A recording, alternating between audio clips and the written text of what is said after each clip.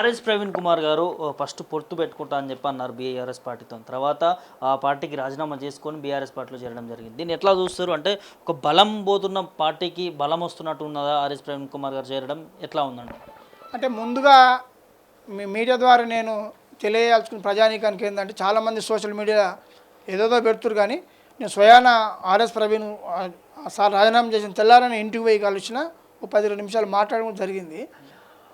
ఆయన రాజీనామా చేయడం అనేది తన పార్టీ లైన్ తీసుకున్నాడు. పార్టీ చెప్పింది, కేసీఆర్ గారితో చర్చ చేసిండు, 2 సీట్లను మాట్లాడుకున్న తర్వాత వాళ్ళ పార్టీ అధినేత్రి మరి అమిత్ షా గారు ఆ పై లెవెల్లో వాళ్ళు మాట్లాడుకొని పొత్తు ఉండొద్దు అనేది వాళ్ళు ఏదో చర్చ చేశారు. ఆ చర్చలో భాగంగానే ప్రవీణ్ సార్ని స్వయంగా ప్రెస్ మీట్ పెట్టి నువ్వు పొత్తు ఉంటలేమని ప్రకటించమని చెప్పి వాళ్ళ అధినాయకురాలు చెప్పినట్టుగా మాకున్న సమాచారం, చర్చలో చెప్పారు కూడా. కాబట్టి నేను ఇక్కడ ఉన్న పరిస్థితికి అనుకూలంగా నేను పొత్తు కాదు ఇష్టంటప్పుడు మేము బీజేపీ మీద పోరాటం చేస్తున్నప్పుడు, బీజేపీకి అగనెస్ట్గా పనిచేసినటువంటి బీఆర్ఎస్ పార్టీ నాకు అండగొచ్చినప్పుడు నేను బీజేపీతో కలిసి పని ఎట్లా చేస్తా అంటే, నేను బహుజనుల ఒక ఆలోచన, బహుజన విధానాన్ని, బహుజన వాదాన్ని నేను దెబ్బతీసాను అయితే. కాబట్టి నాకు ప్రజలు ముఖ్యం, బహుజనులు ముఖ్యం అనుకుని రాజీనామా చేసిండు ఆయన. ఇప్పుడు అదే చెప్తుండు, నా జెండా మారొచ్చు కానీ నా ఎజెండా మారలేదు అన్నాడు. నా జెండా మారింది, నా ఎజెండా బహుజన ఎజెండా. ఆ ఎజెండాకు నాకు వేదిక కేసీఆర్ గారు సంపూర్ణమైనటువంటి నాకు హామీ ఇచ్చింది కనుక నేను కేసీఆర్ గారు బీఆర్ఎస్ పార్టీ వేదికగా బహుజనుల పక్షాన నేను పోరాడుతున్నాడు. స్వార్థపరుడు డబ్బుల కోసం పోయేటోళ్ళు అయితే కాంగ్రెస్ పార్టీ వాళ్ళే చెప్తున్నారు. మేము ఇప్పుడు స్వయాన రేవంత్ రెడ్డి గారే చెప్పిండు మన ప్రెస్ మీట్లో, నేను మన చైర్మన్ ఇస్తా అని చెప్పిండు కదా ఎవరికి, ప్రవీణ్ గారికి టీఎస్పీఎస్సీ చైర్మన్ ఇస్తా అంటే రాలేదంటే నువ్వే చెప్తున్నావు ఇస్తా రాలేదని.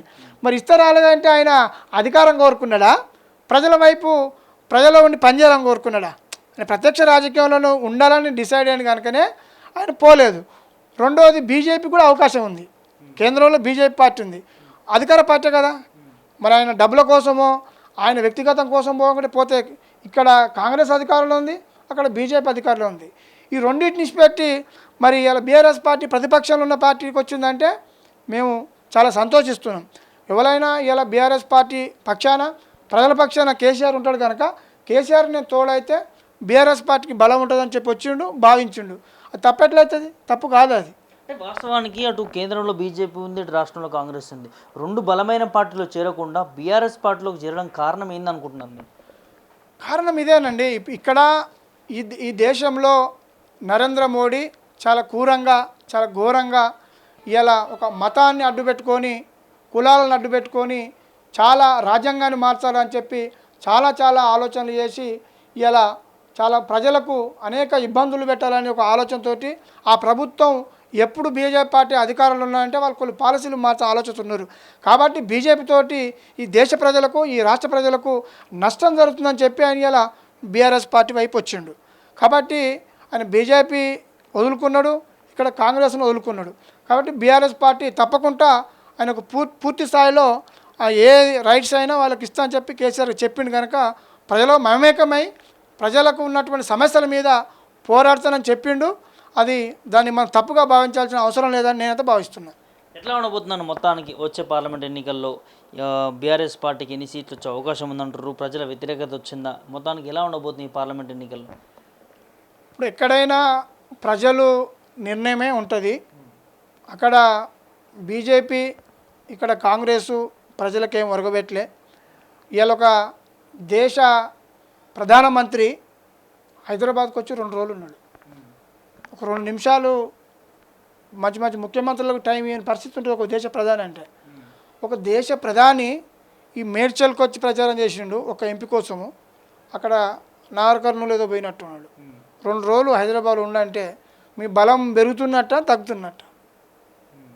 ఒక దేశ ప్రధాని, దేశాన్ని పాలించే ప్రధాని అన్ని పనులు ఇసుకొని ఇక్కడ ఉంటుండంటే నాకు 1 సీటు వచ్చినా 2 సీట్లు వచ్చినా చాలు నాకు మద్దతు ఉంటుంది అని ఆయన పనులను వదులుకొని ఇక్కడ ఉన్నాడు. కాబట్టి ప్రజల్లో వ్యతిరేకత పూర్తి స్థాయిలో ఉన్నది బీజేపీ పైన.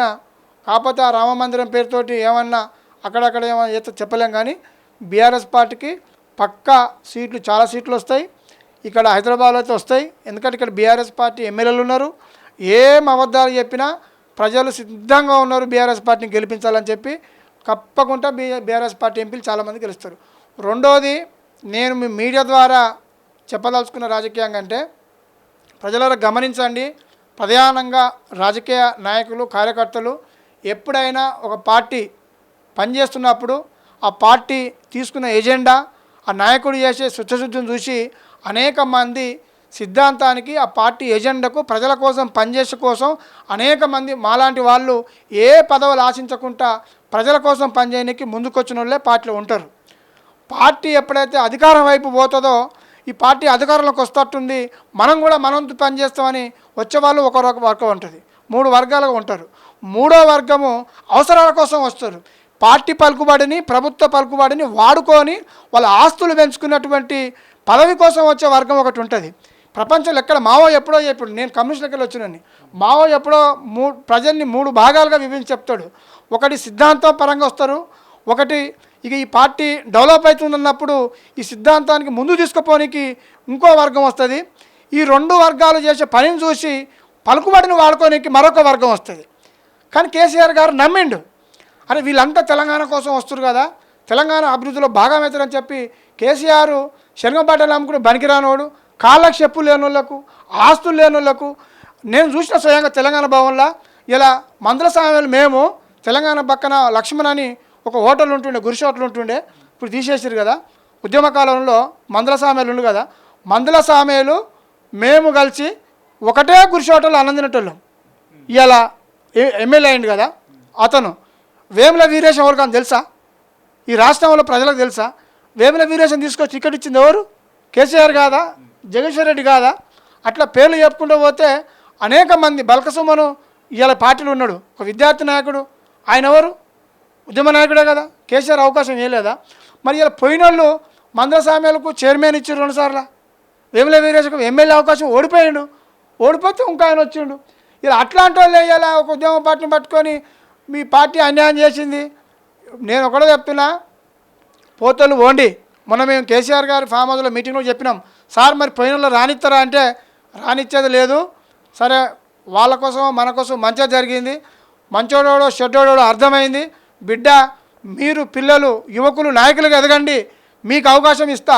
ఆ దొంగలు మళ్ళీ రేపు వచ్చి ఇదే దొంగలు రేపు లైన్ కడతారు. రేపు జనరల్ ఎలక్షన్లు వచ్చినాయి అనుకో, ఇలా పోయినటువంటి దొంగలే రేపు వచ్చి మన ఆఫీస్ కాడ లైన్ కడతారు. నేను మీ అందరి అభిప్రాయం మేరకు చెప్తున్నా, సార్ మరి వాళ్ళని రానిస్తారా? నేనే స్వయంగా లేచి అడిగితే లేదు లేదు లేదు రానిచ్చేది లేదు. సోషల్ మీడియా బాగా వచ్చింది, రానిచ్చేది లేదు. మీలాంటి పిల్లలు యువకులు ఇలా బీఎస్పీకి వెళ్ళి వచ్చిన వాళ్ళు కానీ, ఇప్పటిదాకా ఉద్యమంలో పనిచేసిన వాళ్ళు కానీ మీరు అధైర్యపడకండి, మీకు అవకాశం ఇస్తా. మీరు ఎమ్మెల్యే క్యాండిడేట్గా స్థాయికి పనిచేయండి, ఎదగండి. బీఆర్ఎస్ పార్టీ నేను నాయకునిగా, ఉద్యమ నాయకునిగా మీకు అవకాశాలు ఇస్తాను స్వయాన కేసీఆర్ గారు మన ఫామ్ హౌస్ మన ప్రవీణ్ సార్ జైనింగ్ సందర్భంగా మాకు 2 గంటల క్లాసులో చెప్పడం జరిగింది. కాబట్టి మీరు ఎవ్వరూ అధైర్యపడొద్దు. నేను చాలామందికి చెప్తున్నా, ఇప్పుడు మళ్ళీ చెప్తున్నా, ఈ పోయే దొంగలు పోతారు. రేపు కాంగ్రెస్ అధికారం పోతుందని తెలిస్తే చాలు, ఇక్కడున్న రెడ్లందరూ మళ్ళీ బీజేపీలో కండువేస్తారు. ఎమ్మడే నిమిషంలో వస్తుందని కాదు, వస్తుందని తెలిస్తే చాలు. రేపు కాంగ్రెస్ పార్టీ గోలైపోతుంది, ప్రభుత్వం పోతుంది, రేపు బీజేపీ వాళ్ళు చేస్తారని తెలిస్తే ఎమ్మటే రేవంత్ రెడ్డికి గుర్తు లేకుండా లేకపోతే లేచిపేట జన అవుతారు. అట్లాంటి దుర్మార్గులను మనం ఆదర్శంగా తీసుకోవద్దు. మన నాయకుడు ఉద్యమ నాయకుడు. ఇంకోటి మన హుజూర్ నగరు ఆయన సైదిరెడ్డి ఉన్నాడు. సైదిరెడ్డి నేను పోయిన ఎలక్షన్లకు అక్కడ పండుకొని మేము క్యాంపెయిన్ చేసినాం పార్టీగా. ఎంత చేసినామండి? ఆయన ఎమ్మెల్యే చేసినాం, ఆయన బీజేపీ కండ కప్పుకోండు. ఇప్పుడు ఎంపీ పోయిండు చూడు, వరంగల్ ఎంపీ, ఆయన పేరు పసునూరు దయాకర్. పసునూరు దయాకర్కు ఎంపీ పోటీ చేసినప్పుడు ప్రతి పల్లె ఊరు హైదరాబాద్ అంతా ఖాళీ వరంగల్ పోయి మాకు రూములు దొరకలే పండుకోనీకి, అక్కడ నైట్ పూట ఉండనీకి. కేసీఆర్ గారు స్టేట్మెంట్ వేసి ఆయన గెలిపించడానికి మొత్తం పార్టీ కార్యకర్తలు అంతా వరంగల్ పోవాలంటే మొత్తం వరంగల్ పోయి ఆయన ఎంపీ చేసినాం 2 సార్లు. ఆయన పోయి కాంగ్రెస్ కాడ కప్పుకుంటూ. అంటే కేసీఆర్ ఏం తక్కువ 2 సార్లు ఎంపీ చాలదా? పట్నం మహేందర్ రెడ్డి, నేను కొడంగల్ ఇదే రేవంత్ రెడ్డి మీద కొడంగల్ పోయిన ఎలక్షన్లప్పుడు, ఈ ఎలక్షన్లు కాదు 18 ఎలక్షన్లప్పుడు నేను గురునాథ్ రెడ్డి గారి గెస్ట్ హౌస్లో 15 రోజులు 4 రోజులు అక్కడనే ఉన్నాను. నేను నేను పోయి అక్కడ కార్మికులను సమీకరించి నా వంతుగా 6-7 వేల ఓట్లు నేను నరేందర్ రెడ్డికి వేయించిన. ఇదే మహేందర్ రెడ్డి నరేందర్ రెడ్డి ఒకటే కేసులో అనుకున్నాం మేము. మరి రేవంత్ రెడ్డిని ఓడగొట్టనీకి పార్టీ విపరీతమైనటువంటి కార్యకర్తలు దింపి అక్కడ ప్రచారం చేసి గెలిపించింది. మహేందర్ రెడ్డికి ఓడిపోతే ఎమ్మెల్సీ ఇచ్చి మంత్రి ఇచ్చింది. ఆయన పోయి కాంగ్రెస్ కండ కప్పుకోండు. మరి ఇట్లాంటి వాళ్ళకు మనం ఎందుకు నమ్మాలి? నేను మీ మీడియా ద్వారా బీఆర్ఎస్లకు కానీ ఇతరులకు కానీ తెలియజేస్తున్నా, ఇట్లాంటి వాళ్ళు మనం నమ్మవలసిన అవసరం కాదు. వాళ్ళ ఆస్తుల కోసము వాళ్ళ నీతి మరిచి కండో మార్పుకొని ఇలా కేసీఆర్ గారిని మోసం చేశారు.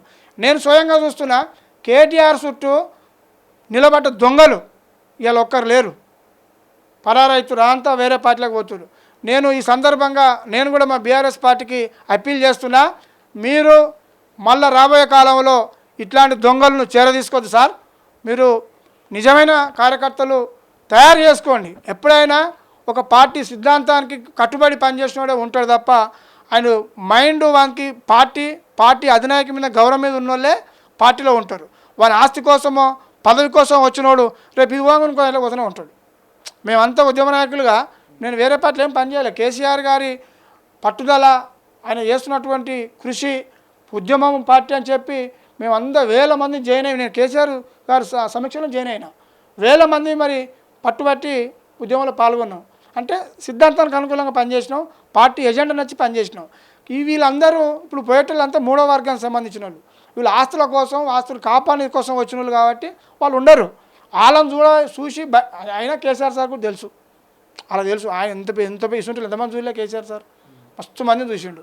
మేము 14 ఏళ్ళు సార్తో తిరిగినాం. ఇప్పుడు ఉద్యమంలో పార్టీ ప్రభుత్వంలో 10 ఏళ్ళు, 24 సంవత్సరాలు. ఇలా నేను 44 సంవత్సరాలు, నేను 20 సంవత్సరాల వయసులోనే పార్టీలోకి వచ్చిన. అంటే కేసీఆర్ గారు చాలామందిని చూసిండు. ఏం అదే చెప్పాడు సారు, పక్కా ప్లాన్ చేస్తాడు. ప్రజలు ఎక్కడ పోరు, బీఆర్ఎస్ పార్టీ నాయకులు పోతారు వస్తారు, కానీ ప్రజలు ఎక్కడ పోరు. తప్పకుండా రేపు భవిష్యత్తు అంతా బీఆర్ఎస్ పార్టీతో ఉంటుందని నేను బలంగా నమ్ముతున్నా. మరోసారి నేను మీడియా ద్వారా తెలియజేస్తున్నా, బేషరతుగా ఎమ్మెల్సీ కవితక్క గారిని ఈ బీజేపీ ప్రభుత్వం విడుదల చేయాలి. ఆ మీద పెట్టినటువంటి కేసులు కొట్టేయాలి. ఇది ఓన్లీ రాజకీయ కుట్ర చేసినటువంటి, అంటే ఇలా కేసీఆర్ గారి ద్వారా రేపు కేంద్రానికి కానీ ఇక్కడ కాంగ్రెస్ కానీ త్రిట్ ఉంటుందని చెప్పి వాళ్ళు భావించి ఇలా కేసీఆర్ గారిని దెబ్బ కొట్టాలని చెప్పి కవితక్కను అరెస్ట్ చేసేది తప్ప స్కామ్ లేదు, మన్ను లేదు, మశానం లేదు. ఇట్లా ఎంతమంది అప్పుడు మన తమిళనాడు కరుణానిధి బిడ్డను కూడా అరెస్ట్ చేశారు. అప్పుడు లలినా ఎంపీ ఉండే, అరెస్ట్ చేసారు. ఏమైంది అక్కడ ప్రభుత్వం? ఇలా స్టాలిన్ అక్కడ లేదా? తమిళనాడులో ఉన్నది. ఈ కుట్రలు ఎవరం భయపడం. ఇది పక్కా కవితక్క ఏదో తప్పు చేసినట్టుగా క్రియేట్ చేస్తారు. ఆమె 100% తప్పు చేయది. ఆమె ప్రజానాయకురాలు, ఈ తెలంగాణ బిడ్డ. బేషరత్తుగా నిజంగా చెప్పిన కవితక్కతో మాకున్న అనుబంధం ఏంటంటే ఆమె చాలా ధైర్యంగా ఉంటుంది. ఆమె మహిళ ఉక్కు సంకల్పంతో ఉంటుంది. మాకు కూడా ఏదైనా సందర్భంలో ఏదైనా సమస్య మీద పోతే అప్పుడు మనం ఎట్లా భయపడతామన్నా? భయపడొద్దు. మనం నాయకులం, మనం ప్రజల పక్షాన పనిచేస్తున్నాం. సమస్య వచ్చినప్పుడు కొట్లాడాలి, నిలబడాలి, మనం పనిచేయాలి తప్ప అధైర్యపడొద్దని మాకు అనేక సందర్భాల్లో మాకు ధైర్యం చెప్పినటువంటి కవితక్క ఆమె ఏం భయపడది. ఆమెకు తెలుసు తప్పు చేయలేదు, మాకు తెలుసు, వాళ్ళకు తెలుసు. ఇది రాజకీయ కుట్ర చేసిరు కనుక కవితక్కను బేషరతుగా రిలీజ్ చేయాలని చెప్పి మీడియా ద్వారా మేము బీజేపీ పార్టీకి మేము కార్మిక సంఘంగా డిమాండ్ చేస్తూ సెలవు తీసుకున్నాం.